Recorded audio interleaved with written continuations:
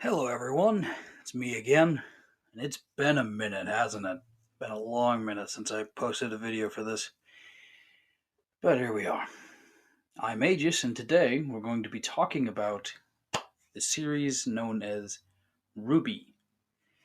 We're going to do a little bit of a breakdown over some of the issues for the series as a whole that I've noticed since I started watching it, which has been since the beginning. So just sit back, relax, and let me rant my little heart out. As always, it is lightly scripted and low editing, just to save time on me. So let's get this underway. So the first big issue with RWBY as a series is they have a lot of issues with, there's all sorts of issues, but the big issue can be uh, aura gibbering, but aura is the big issue. I would say one of the biggest issues in RWBY. Um, Fair warning: there will be spoilers in this. By the way, I should say that there will be spoilers in this. But aura is possibly the most poorly consistent thing in all of RWBY. I think it honestly is the most poorly consistent thing in all of RWBY because what I remember back in Volume 1 and 2 is that it was mostly something that everyone had, so long as you could get it unlocked, you could use it passively. And over time, you could even learn how to use it actively, like control it. But by like end of Volume 2, definitely around Volume 3, it was more of like aura was either passive for some people and active for others, and it didn't really matter who. It was all determined by plot. Did the plot need someone to be hurt at this point? Did the plot need someone to die here? That's how aura really worked for the first three volumes, or for after volume two, I mean. And then after that, it's just been worse and worse and worse. And these last two volumes, 7 and 8, possibly the most egregious examples yet. For volume 8, I believe it was episode 8, Dark. But Blake is pinned to a wall by a grim creature, and her aura is fine, but she's sitting there crying out to Ruby like she's about to die. But then Ruby's aura got completely smashed by the Hound, another Grim, just tackling her, like doing the equivalent of tackling her, and that was just absolutely destroyed and gone. And it's just a real what the fuck situation. Let's be honest. It was weird, and it wasn't. It was totally determined by plot. They needed to have that. The writers wanted to have that supposedly tense moment of, oh no, the hero's down. What is the secondary character gonna do? Bitch and moan instead of fighting? Like the professional huntress she is at peak capacity with a non-fucked up aura? Like what the hell? I don't know. There's gonna be a little bit of swearing in this, probably a lot of swearing, but I don't know what that was about. That was irritating me. But I think some of the other issues with like aura is just it's never they do explain aura a little bit in the show, and they go in more in depth with their cute little out of story lore exposition pieces, which that's actually that's going to be something I talk about later. But aura is just really weird. It's poorly explained and it's not well handled. And in general, it's just kind of a big issue. And I wish the writers would just kind of focus more on keeping it consistent. Although at this point, its inconsistency is its consistency, and that's really stupid. It's really stupid. All right, what do I have next here to talk about? Backstories. Yeah, RWBY needs to work on its fear, I guess, of backstories. I don't know what the problem is, because either they never do them when we want them, or at all, really. Um, or they do them and they're pretty damn bad, or they're in a character short and they're not even part of the main series for whatever reason. That's gonna keep coming up, isn't it? But no, I think what was it the most like I think the first flashback you actually get is back in volume 2 when Blake is talking to Yang, or sorry, Yang's talking to Blake, and Yang explains the whole issue with her trying to track down Raven and how it almost cost her and Ruby their lives when she and Ruby were very young, and it was just really weird overall about all of that. But no, I think God, my voice is all cracked today. Work was hell. Uh, I think the that was like the only real backstory we really got, and then yeah, we haven't really had any backstory in the actual show. Although we've had plenty of opportunities. Volumes 5 and 6 and 7 had plenty of opportunities. But yeah, no, this is like the last real good backstory we had was for Yang. But there's been plenty of opportunities. Weiss is a really good character for plenty of them. Yang being in there, being meeting her mother Raven in the Bronwyn camp, and Raven having some kind of flashback to why she left, or Tai explaining to Yang through a flashback why she left. They could even do what they did for Yang's backstory piece, where it's just kind of 2D art in the background. Honestly, I think it's really beautiful when they do that. But it's just they seem to be scared to do backstories a lot of the time, and then when the Cinder backstory came out. Spoilers here if you haven't seen any of Volume 8. I want to skip ahead a little bit, but Cinder's backstory is basically just Cinderella, which is just really bad, really really bad. See, um, obviously, if you're a fan of RWBY, and if you're not, you really shouldn't be watching this. But if you're a fan, if you're a fan of RWBY, you know that all the characters are based off of some characters from legends and folklore and stuff. And Cinder's backstory, oh man, I like how it started. I liked how it started. The Cinder backstory was great starting off because you just see little Cinder at some sort of orphanage, just cleaning and kind of just dirty and dingy and obviously being made to do lots of labor. And then you see her get adopted, and I was thinking, oh wow, so this must be how Cinder became how she was. How she became so eloquent and had that total pizzazz about her as far as like being dangerously sexy type of vibe. Classic villainous type of character. And instead of that, we get Cinder basically being made to do the same thing she did at the orphanage for whatever reason, with two bitchy stepsisters and a bitchy stepmom. Fun fact: the stepsisters are voiced by the YouTuber Amelie or Lee and Lee. I forget which one her YouTube channel is called, but she actually did a great job, I think. But back to topic. I thought it was really stupid that they just kept it. They kept it as basically a Cinderella story with more abuse and trauma, and not even that terrible abuse. They shock collared her a lot and made her do a bunch of chores, and and that's why Cinder is evil. That's why she wants power, power, power, power. That's why Cinder's after power, is because she had to clean and got shocked. The shocking stuff is terrible. I don't mean to laugh about that, but I was expecting when you open up the scene and there's this biggest hotel, and I was expecting Cinder to to be like, oh, this is where like I said earlier, this is where she learns how to be eloquent and where she kind of gets the femme fatale type of vibe about her.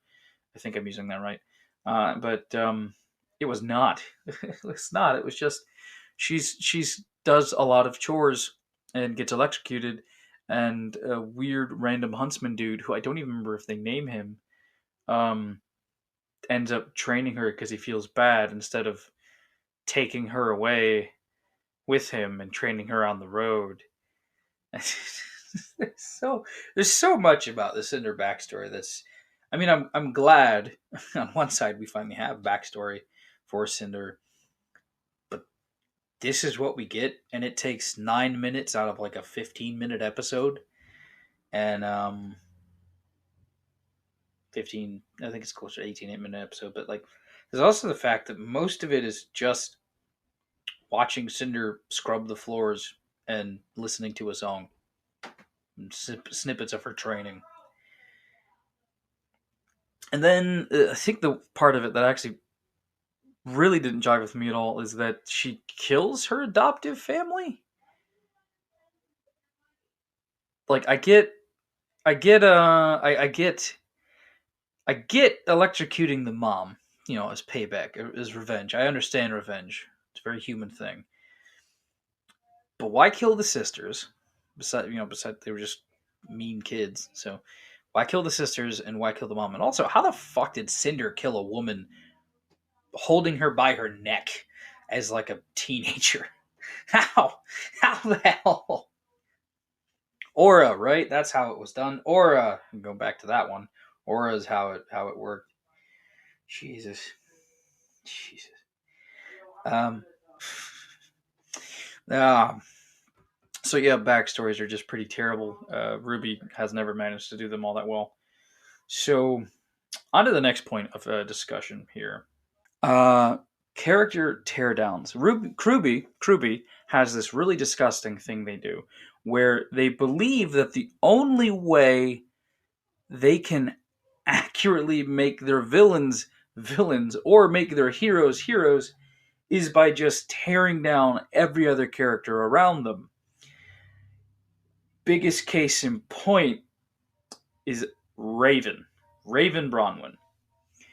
So, in talking of Raven, it needs to be understood that when she was introduced, she was never actually seen or even like heard. Yang spoke of her a little bit. RWBY spoke of her a little bit, I think. This is back in Volume 1 and Volume 2. And she ends up getting briefly mentioned, and then, of course, in Volume 2, Yang definitely goes talks to Blake and explains the whole situation with her mom, about how her mom kind of left Yang and her dad, Yang and RWBY's dad, and Yang never knew why. And initially, it was more of like Yang was just curious to find her mom, and then in later volumes, they end up changing the way they ended up changing the way they seemed they were going with it. And this is one of RWBY's commitment issues as a show. They seem to change the route they were going with Raven, to make her more basically of just a shit mom and a bit of a bitch. Raven's character teardown is just absolute shit, because they start off introducing her as kind of this like watchful guardian who had to leave Yang and Tai for some reason. They never in the early volumes they never said why. I still don't think they really said why in the the bit where they went with it. But Raven abandoned her family pretty much, and Yang was mostly curious at start to kind of figure out why. In Volume 2, when Yang fights Neo, she almost dies. Raven shows up via teleport ability, which she has to make via bonds with somebody, i.e. caring about them. And then at the end of Volume 2, there's a after credit scene where Raven shows up, takes off her helmet, gives a little smile to Yang, and says, "We have a lot to talk about." And I was excited for that. I was excited to see where that was going to go, to see what Raven was going to reveal. Big stuff. And instead, Volume 3 comes around, and they retconned the fuck out of that. Like it didn't exist. And if you brought it up, when people brought it up, RWBY was like, "Oh, it was a dream sequence." That's not how you handle that. That's very poor commitment. But then they deliver this line through the character Crow, who's Raven's brother, who says, "I got in contact with your mom." She says, basically, I'm going to paraphrase, "I saved you once. You don't expect that kindness again." So they take a character who has to make bonds to teleport to people. They try to make her uncaring and seem like a bitch. And then they went with that for Yang's character, just make her resent and hate her mother, so that in Volume 5, when they meet up, Yang's just Yang goes up to her mom and says, "This is not about you." And it's like, that was your whole character point. So it was supposed to be about finding Raven, finding your mom. And Raven just ends up being this.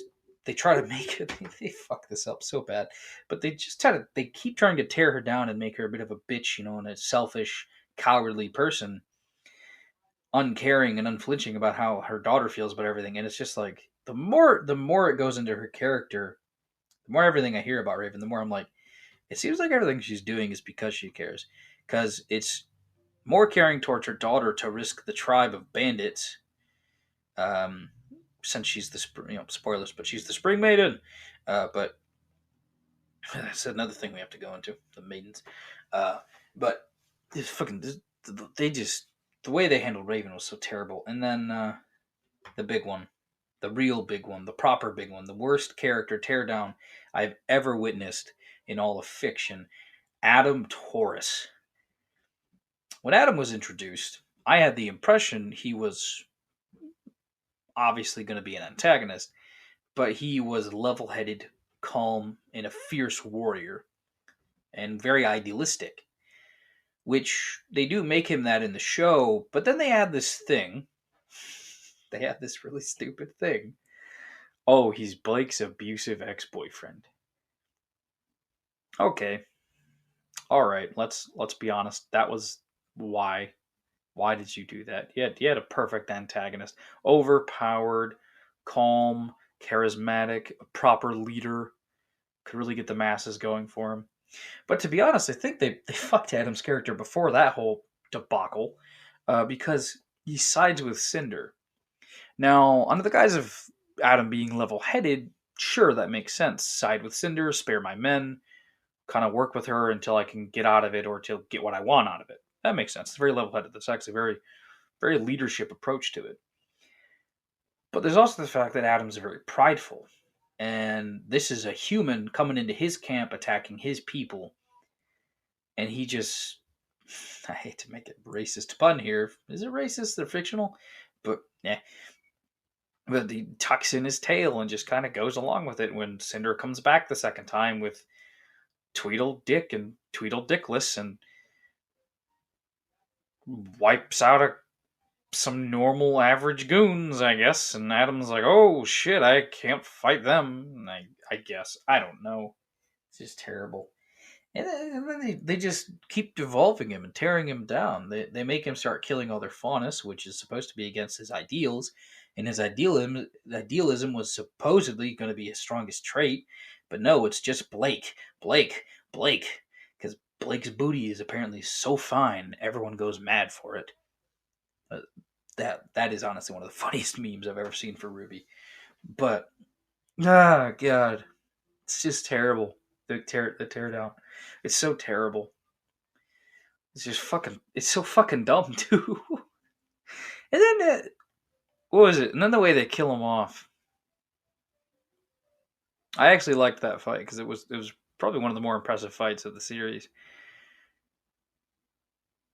But with like little to no training, besides fighting a few Grimm, little to no training fighting other human or humanoid combatants, Yang's suddenly able to beat him.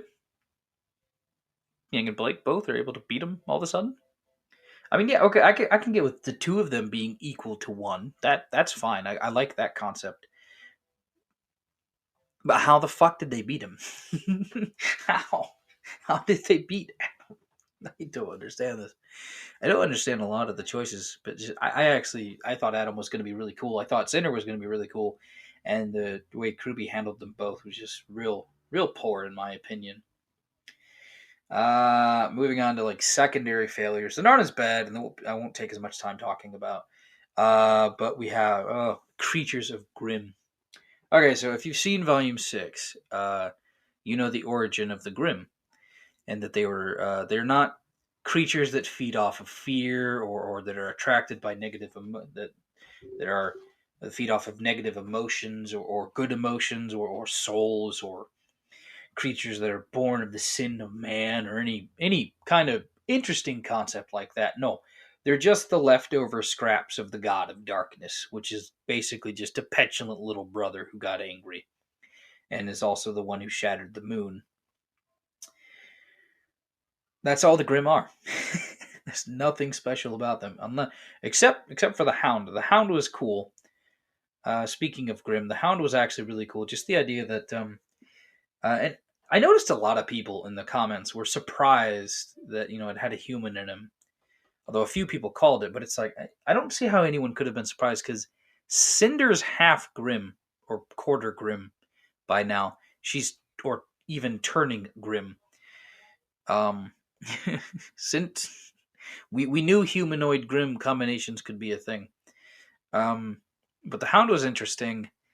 I do think he went out like a bit of a bitch, and I was actually hoping he might maybe wound RWBY, like actual Ruby Rose herself, and maybe like take out one of her eyes. Maybe that causes some sort of issue with her powers, but whatever.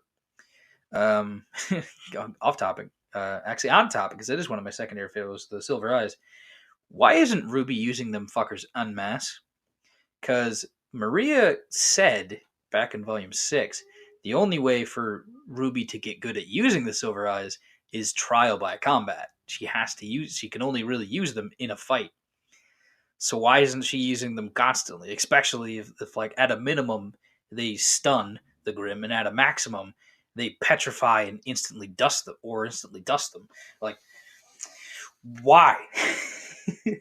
Why the fuck is this not being used at a constant, Miss Rose? What are you doing? It's like the Grimm are such pushovers at this point. All of them have been pushovers. Even when they throw Kaiju Grimm, they're all pushovers. Except the Whale. The Whale went out like a boss. Had to be blown the fuck up. The Whale had to be killed. What was it I was reading? The Whale's name. Like the fandom named the Whale Richard. Because Moby Dick. Richard's dead now. What's another secondary issue? Oh yeah. The Cross-Continental Transit System, or the CCT system, the CCT towers. Honestly, there's not really much to say about this one. It's a really flawed, stupid fucking system. If one of the tower goes down, all global communication goes to shit. As opposed to if a tower goes down in that one country, then that one country is the only country that's fucked. No. All countries are fucked. Are left out of the loop because one goes down. Can you imagine the maintenance? Like, what if you have to turn one off to fix it or something? It's just really bad. It's really poorly done. RWBY does a lot of things. A lot of RWBY is poorly done. As good as the series is, and as much as I actually do love the series, I know this is not going to seem like it because I'm literally bitching about it. Upon recording here, about 27 minutes. But the CCT system, there's not much to say about it. It's just really kind of stupid, and I don't think it was well thought out, and it's a bit late to try to counteract what they did. Although they are trying with the whole Amity thing, which that's on the last couple of issues I have, starting with the Amity Arena speech. Why was it okay? Why was it okay for RWBY? Why did RWBY think she had any right to make that speech to the world? She's a random schoolgirl. Magical schoolgirl, but a random schoolgirl nonetheless. And she thinks she's got more clout than a general of the military. And it's just really impressive that she's that arrogant. It is, though. It's just really impressive that RWBY's so arrogant to think that her talking to the world was more important than Ironwood. Even though Ironwood has been driven crazy, and that's carrying into the number 2 big issue I have with RWBY right now, at least. What the fuck did they do to Ironwood? Now, if you don't know this, as in if you don't follow all of RWBY's social media, you would have missed the fact that RWBY, once again, because they can't ever exposition in their actual series, no, always outside of it, revealed Ironwood's semblance. And his semblance is, it's called metal, as in Mettle, as in like willpower. And essentially, it basically gives him tunnel vision. It gives the military general who has to oversee all sorts of ideas and plans and make proper decisions based on all these different things. It gives him tunnel vision as his semblance. And that tunnel vision is apparently what's driven him crazy enough to want to, spoilers if I haven't seen episode 10 of Volume 8, but to nuke Mantle. What the fuck? What the fuck is going on? Ironwood wants to nuke Mantle because he's not getting his way, because he's crazy, because his semblance drives him crazy. And it's like, if they hinted at this, like, for instance, Winter or Clover when he was alive, or even Harriet, or any of the fucking Aesops just being like, hey, Ironwood, James, buddy, friend, pal, James, I think your semblance is getting the better of you. You might want to chill the fuck out. No, they don't do that. They don't do that at all. No one says shit. And if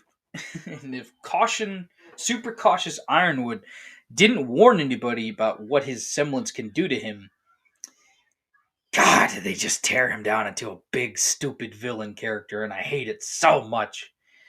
And I feel like they're doing this because a lot of the fandom was actually on the side of Ironwood last volume, which is a good thing, because, and here's the reason, going back to character teardowns, the reason RWBY does this, I guarantee, is because they're just obsessed with making sure that Team RWBY and all their allies are the only right path, and anyone who goes against them are always villains. Because it's how they've done the show this entire time, and it's utter garbage. The whole point of making a stand, an ultimatum, is that each side could possibly be picked. Each decision could possibly be made. That's why there's two sides. That's why they fight. Each side having good reasons is okay. It's fine. RWBY, what the fuck are you doing with this? And it's too late to fix it. But I think the last thing I'm gonna talk about, the last thing we'll be talking about today, is the Salem question. How could she be defeated? Well, for a while, myself included, a lot of the fandom believed that because Ozpin's answer was so direct, how can I defeat her? And Jin's answer was also very direct, you can't. A lot of people thought, oh, so only Ozpin can't defeat her. What about someone else? Apparently that's out the window too, because Hazel literally beat her fucking head in. Which was actually really cool scene. I was really impressed with that, because that's the closest RWBY's ever come to gore. But God, so no one can kill her, which leaves the only other really viable option is that she has to fall in love, I guess. At least this, I looked in the forums. That's apparently the most agreed upon thing, is that either she needs to fall in love, or falling in love will, like, and that'll remove her immortality, or falling in love will just, like, remove the curse and let her die outright. Who's she gonna fall in love with, though? That's the question. I mean, at this point, Ironwood. She'd probably love Ironwood. They're both just absolutely fucking insane. What the fuck?